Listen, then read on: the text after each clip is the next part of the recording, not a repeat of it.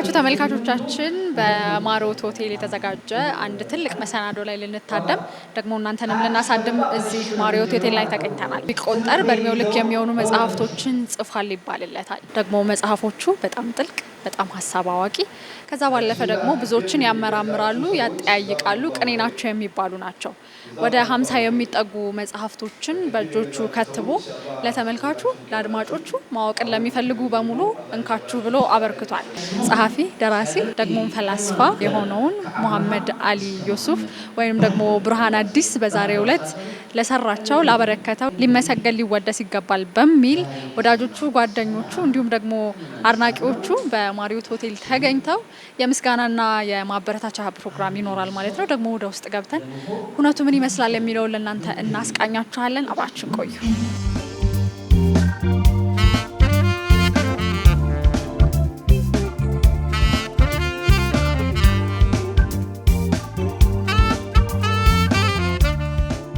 በመሐመድ አቅል በጣም ከሚደሰቱበት እንዲሁም ደግሞ የተሻለ ነገር ከሚያስቡለት ወንድሞቹ አንዱ ነኝ። መሐመድ አያውቅም። አላህ አክብረው ስደውልለት መጣ። በጣም በረጅም ሰዓት ቢሆንም የፈጀው ለመምጣት ከደወልኩለት እኔ ጋር እስኪደርስ 3 ሰዓት ፈጅቶበታል። ከደረሰ በኋላ እየጠበቅኩት የት ነህ ስለው ደርሻለሁ ብሎ ቡና ልጠጣ ነው አለኝ። እንደገና ልብስ ልበስ ስለው ፈቃደኛ አልነበረም። ግን ያው አላህ አክብረው ፕሮግራሙን ስለማያውቅ የኔ ፕሮግራም እንዳለኝ ነግሬው ነው ልብስ እንዲቀይር ለዚህ ፕሮግራም ይሄን ክብር የተሰጠው መድረክ ላይ በዚህ መልኩ እንዲገኝ ለማንም እንደማይሰማ ቃለሁ። ብዙ ጊዜ መሐመድን በረጅም ጊዜ ሳቀው ያዳምጣል። በጣም ከምቀርበው ወይም ከሚቀርቡት ወንድሞቹ አንድ ነኝ ብዬ ባስብ ምንም ነገር መሐመድ ላይ ሐሳብ አስቀምጬ የተሻለ ሐሳብ ከማግኘቶች አላውቅም።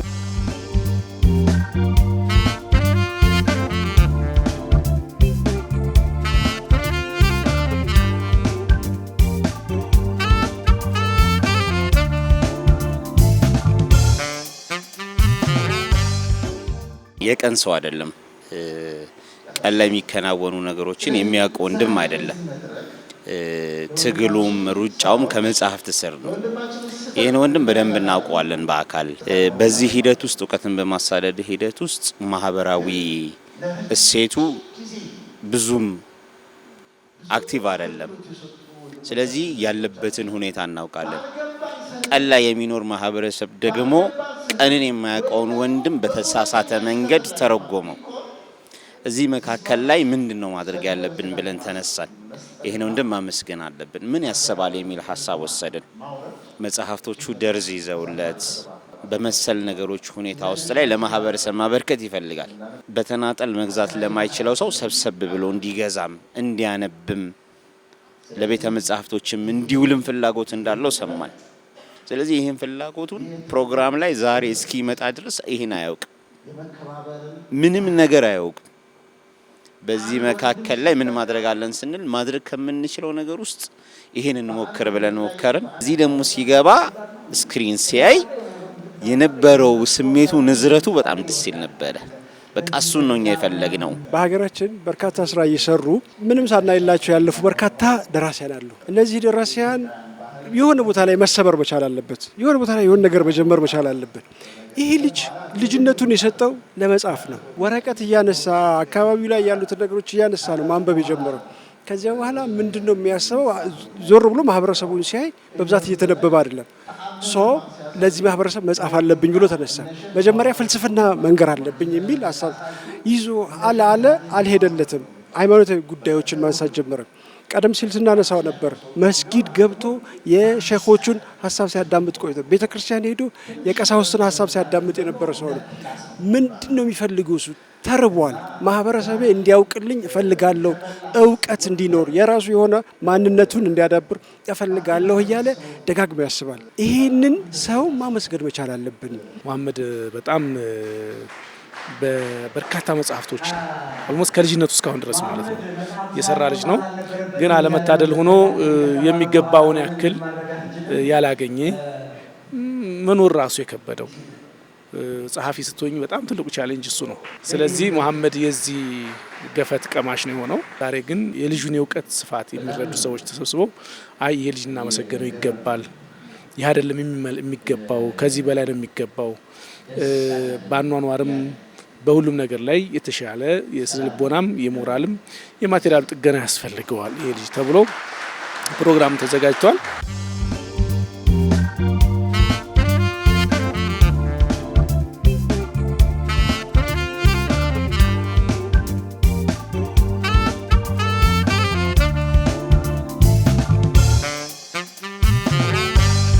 እንደዚህ ያሉ ባለውለታዎችን በህይወት ያሉ ማመስገን መለመድ ያለበት ባህል መሆን ያለበት ነው ብዬ አምናለሁኝና ይሄ ፕሮግራም መዘጋጀቱ በጣም ነው ደስ ያለኝ። ወንድሜ ብርሃንን በቅርበት አውቀዋለሁኝና በቃ ሀሳቦቹን በጣም ነው መወዳቸው። ከእድሜው በላይ የሆነ ወንድም ነው።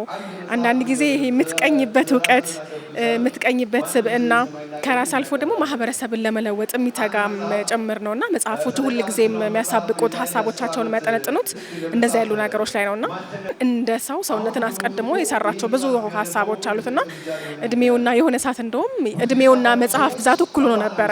32ቱ ወይም ካልተሳሳትኩኝ 34ኛ መጽሐፉን ሲጽፍ ይመስለኛል 32 ዓመቱ ምናምን ነበርና አሁን ይሄ እንደ ታሪክ ቢነገርሽ እንደሚባል ሰው ነበር በዚህ ክፍለ ዘመን በ32 ዓመቱ 32 መጽሐፍ ጽፏል ወይ በ34 ዓመቱ 32 መጽሐፍ ጽፏል ብትባይ እንዴት ሊሆን ይችላል?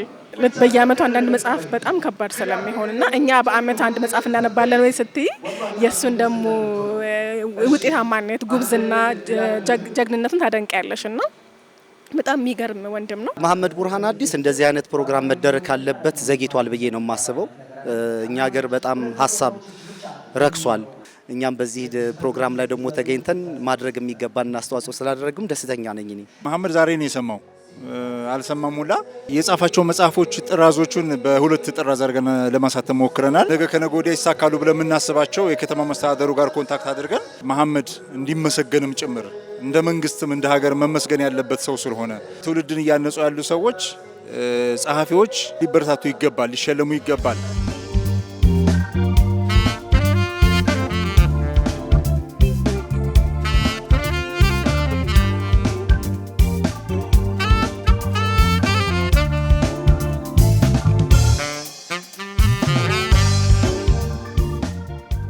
መሐመድ ቡርሃን የሀሳብ ቋት ነው።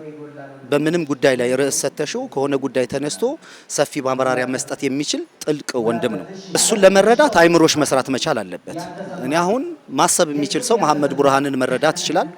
አንዳንድ ሰዎች ደግሞ ሊረዱት እየፈለጉም ማይረዱት አሉ። ቡርሃን መልክ ብዙ ነው። በጣም ልቡ ስስ ነው። የፍቅር ሰው ነው። የፍቅር ሰው ነው ስልሽ በጣም የፍቅር ሰው ነው። ሰውን ያከብራል። ትሁት ነው። አገሩ እንድታድግ ይፈልጋል፣ እንድትለወጥ ይፈልጋል። የምዕራባውያን አስተሳሰብ ምንም አይጠቅመንም ብሎ የሚል ነው። ትልቅ ሰው ነው። ለሀገር የሚጠቅም ሰው ነው። በጣም ያዝናል። ሰው ደግሞ ከልቡ ነው የሚወደው። ዛሬ አውቆሽ ጭንቀቱን ያካፍልሻል። ይሄው ነው እና በአንድ ቃል ከገለጽኩት ወንድም ነው። ለወንድም የሚገባውን ነው ትንሽ ያበረከትም። በብዙ መንገድ የሚገለጽ ወንድም ነው። ግን በቃ ራሱ እውቀት ነው። ለኔ ቡርሃን ራሱ እውቀት ነው። ቁጭ ብለሽ እየገለጽሽ የምታነቢው ነው። ብዙ ጊዜ አዋቂዎች የምናውቃቸው ሲናገሩ ነው። እውቀት ከነሱ ወጥቶ ወደኛ ሲደርስ ነውና ማሜ በጣም የሚገርመኝ ኳሊቲው በጣም ያዳምጣል። ከዛ ባለፈ ደግሞ በአቅሙ ሰዎችን ለማገዝ በሀሳብ መድረኩ ላይ ሲጋበዝ ይገኛል። እምቢ አይለም።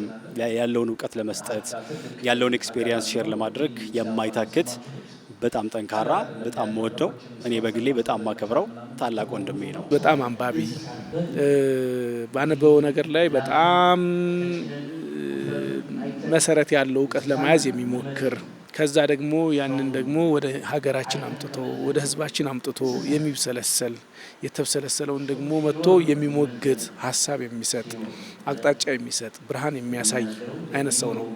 ግን ለራሱ ያልኖረ ራሱን ህይወቱን ቤቱን አብዛኛውን ህይወቱን ፐርሰናል ነገሮቹን ለህዝብ የሰጠ ልጅነቱን ለማህበረሰብ የገበረ ብለን የምንወስደው ልጅ ነው። ስለዚህ መኖር ሲከብደው ስናይ ማረፊያ እንኳን ሲያጣ ስናይ ያማል። ማለት ረጅም ሰዓት ረጅም ዘመን ለህዝብ ያገለገለ ሲኩላር ነው፣ ፊሎዞፈር ነው፣ አንባቢ ነው፣ ተመስጦ የሚሄድ ሰው ነው እና ይህንን ሰው ወደ ግል ና ተመለስ ማለት ራሱ ከባድ ነው የሆነብን።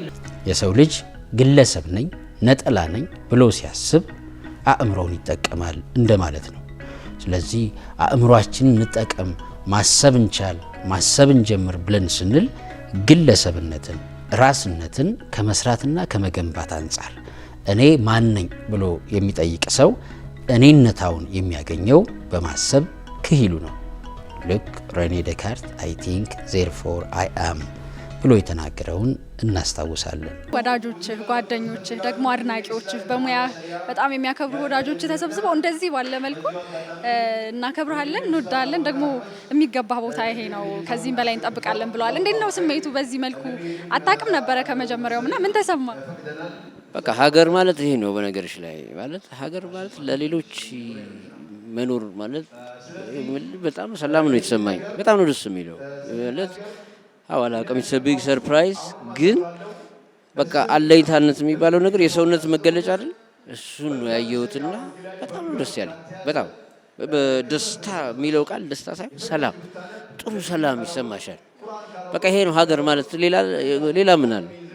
ጠብቀ ነበረ ምናልባት እንደው በጓደኞቼ እንደዚህ የሰራውት ስራ ይከበራል? በጭራሽ። ኢትዮጵያ ውስጥ እኮ ነው ያለነው። ኢትዮጵያዊ እኮ ገና ብዙ ነገር ይቀረናል። እንደ ሀገር መገንባት አለብን። ይሄ ትልቅ የሀገር ውለታ ነው እና በፍጹም ያልጠበቁ አዲስ ነገር ነው ለኔ።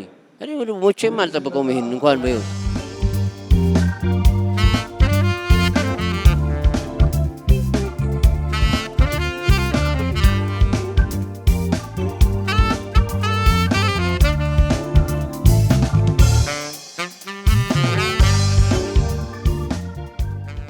አንዳንድ ዶክመንተሪዎች የእሱን መጽሐፎች አገላብጣለሁ። በጣም በተለይ ደግሞ ወደ ኋላ መለስ ብሎ ታሪክን የማይነሳባቸው አሉና እስልምና በ21ኛው ክፍለ ዘመን በጣም ወዶ መጽሐፉ ነው። መሆንን መድረስ በጣም ቆንጆ መጽሐፉ ናቸው። ጋዛሊ ምናልባት ትንሽ ይበልጥብኛል። ጋዛሊ ኢማም አልጋዛሊ የሚባሉ ሰውየው ፈላስፋ ስለነበሩ ማለት ነው ከማህበረሰቡ ወጣው እና ምናልባት እሱን ላስበልጥ እችላለሁ እንጂ ሁሉም በጣም አሪፍ ነው። አራቱ ኢማሞች የሚል መጽሐፍ አለው። እስልምና ውስጥ ያሉት በኸሊፋ ወይም ደግሞ በምትክነት ነብዩ መሐመድ ሰለላሁ ዐለይሂ ወሰለም ከሞቱ በኋላ በምትክነት ያገለገሉ ኸሊፋዎችን ከሳቸው በኋላ እውቀት የማሻገር ሚና የነበራቸው አራት ኢማሞች አሉ። ስለነሱ ኢማሞች በደንብ ሰነዱ ያጋራን ቆንጆ ነገር አለና ምናልባትም ሌሎች ከገለጹት በተሻለ ጥናትም አድርጎበት ያቀረበው ነው። እሱም በጣም ወደዋለሁ። የዘር ካርድም በጣም ኢንተርቴይን ካደረኳቸው እስላማዊ ሳይኮሎጂ አካባቢ የጻፋቸው መጽሐፍቶች አሉ። እኔም ወዳችሁ መጽሐፎች ነው አክቹአሊ አሁንም ያሰባሰብናቸው መጽሐፎቹን በጣም ወዳቸዋለሁ። በፍልስፍና መጽሐፎቹም ላይ ያሉትን በተለይ አሁን መጨረሻው መሲዎች ድር መሆንን መድረስ ብሎ በጣም ኢንተረስቲንግ መጽሐፎች ናቸውና በእስልምናው መጽሐፍ ከዛም ባሻገር ሴኩላር የሆኑ ፊሎሶፊካል መጽሐፎቹ በጣም ኢንተረስቲንግ ናቸው። ስለዚህ እኛ መረጥንና እነዚህን ህዝቡ ቢያገኛቸው እንደገና ብለን እያንዳንዱን አምስት መጽሐፎች በአንድ ጥራዝ መጽሐፎች በአንድ ጥራዝ አድርገን ያው 200 መጽሐፍ ብቻ ሳትመን አሁን እንግዲህ ለዚህ ያደረስን ነው ማለት ነው። ሁሉንም ወድለታለሁ። የዘር ካርድ ግን በጣም ይመስጠኛል። ከዛ ወደ ፊልም የቀየረው ደግሞ ውሃና ወርቅ ደግሞ ማህበራዊ ሚዲያ ላይ ያለን ውስን ጓደኞቹ የእሱ አድናቂዎች ተሰብስበን የዌብሳይትና የአፕሊኬሽን ስጦታ አበርክተናል። ኦሬዲ ነገ አገልግሎት ላይ የሚጀምር ነው። ኢትዮጵያ ውስጥ ያሉት መጽሐፍ ታታሚዎች በሙሉ በዚህ በመሐመድ ብርሃን በኩል መሸጥ ይችላሉ። የሱም መጽሐፍቶች ደግሞ ከነገ ጀምረው ተጭነው ለአገልግሎት የሚውል አፕሊኬሽንና ዌብሳይት ነው። ያንን አበርክተናል። ግን ይበቃዋል ብለን አናስብም። ወንድማችን ጸሐፊ፣ አንባቢ፣ የህዝብ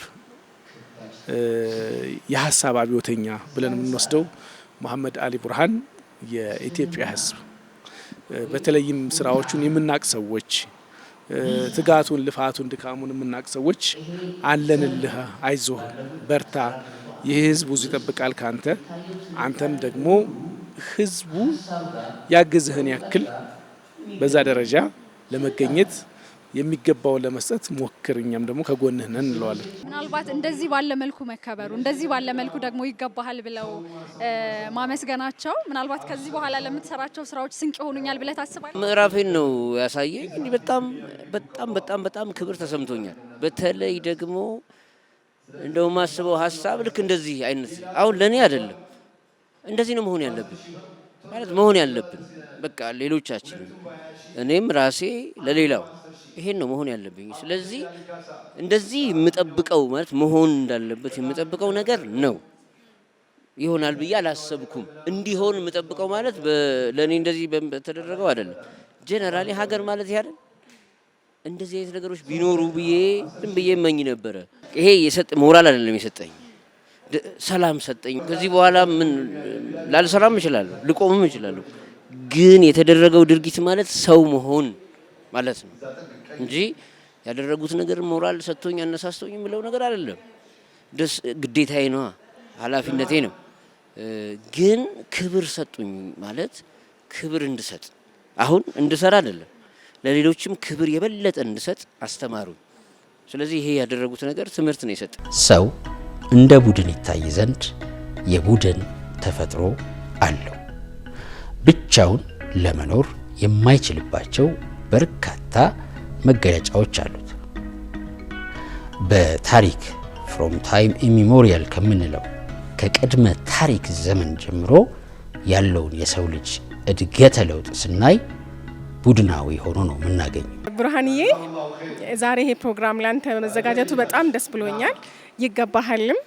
ላበረከትክልን ነገር ሁሉ ከልብ እናመሰግናለን። ይህ ለኛ የሰጠህን ትልቁ ስጦታህ ነው። ደግሞ ይሄ ስራ ከፍሎክ በዱንያ ብቻ ሳይሆን ነገም በዛኛው ዓለም ክፍያህን ወይ ደግሞ ምንዳህን የምታገኝበት እንዲሆን እመኝልሃለሁ። በዘመንህ ሁሉ ደስተኛ ሆነ ከዚህ የተሻለ ህይወት ኑረህ ደግሞ በትልቅ ከፍታ እንደምናይ ተስፋ አደርጋለሁና ድጋሜ ስንገናኝ ይሄው እዚህ ጋር ቆም ያለው የሚል ደግሞ ራስ ፕሮግራም አዘጋጅተህ ደግሞ እንደምትጋብዘን ተስፋ አደርጋለሁኝ። በጣም ነው የምናከብርህ። እናመሰግናለን። ማሜ እንወዳሃለን። ከዚህም በላይ የተሻለ ነገር ይገባሃል። ይሄ ትንሹ ነው። ከዚህ በኋላ ደግሞ ያንተን ማንነት የተረዱ ሰዎች የበለጠ ያግዘዋል። ይሄም ሲሆን በጣም ኩራት ይሰማናል። በመካከል ስለቆምን ይቀጥላል ነው ምን እንወዳሃለን። ማሜ እኔ እንደ አንድ ታናሽ ወንድምህ የእውነት አቅምህን አውቃለሁኝ። በጣም እንደምትችል አምናለሁኝ። አላህ ብሎ ነገሮች በጣም ተሳክተው በጣም ብዙ ፋሲሊቲዎች ተሟልተው በጣም በተገነባ ሲስተም ህልምህ የሆነውን ትውልድ የመቅረጽ አላማ አንተ እንኳ ብታልፍ የሚያስቀጥል ነገር በህይወት እያለህ እንደምታይ አምሹር በጣም እርግጠኛ ነኝ። ሰው አለ፣ ብቻህን አይደለም፣ ከጎንህ ሰው አለ። ስራ እስካሁን የሰራህ በጣም አነስተኛ ነገር ነው። ይህችን ሰራው ብለህ ምንም አይነት ልብህ እንትን እንዲል አይፍል። ከዚህ የዚህን እጥፍ እንጠብቃለን። መድረኮቹ ላይ ያቀረበው ራሱ ከ40 መድረኮች በላይ ቀርበዋል። እያንዳንዱ መድረክ መጽሐፍ ነው ለሱ። ስለዚህ ገና ነህ፣ ብዙ እንጠብቃለን። ከኔ እናንተ ናችሁ የምትበልጡት። አሳያችሁ። ለሰው መኖር ማለት ምን እንደሆነ ማሳየት ይችላችኋል። ለሀገር መኖር ማለት ለሌሎች መኖር እንግዲህ አብዛኞቹ ደግሞ በእድሜ ከኔ ይበልጣሉ፣ ታላላቆችም ናቸው። ለኔ ለታናሻችሁ እንደዚህ ማድረግ it is a big respect እና ለሰዎችም ክብር መስጠት መኖር እንድጀምር እንድንለማመድ ነው ያደረጋችሁ። እጅግ በጣም thank you so much።